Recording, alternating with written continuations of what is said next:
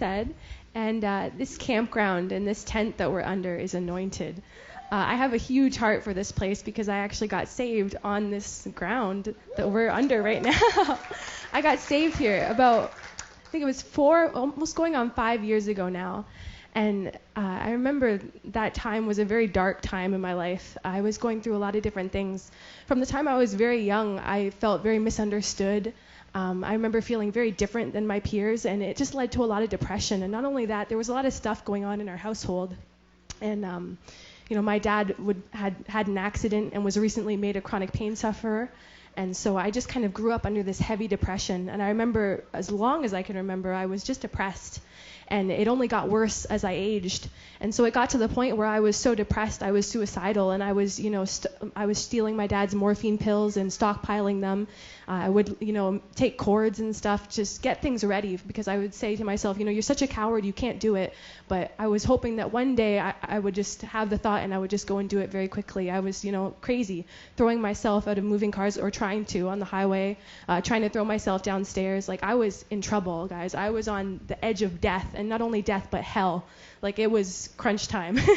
And my parents are godly man and woman of God, and I'm very grateful for them. They're great parents.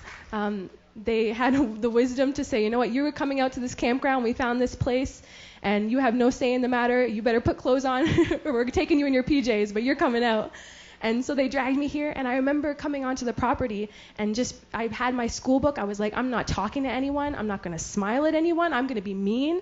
And it's so bad. And I remember just thinking, I am going to do my best not to pay attention to anything that they say. These people are nuts, right?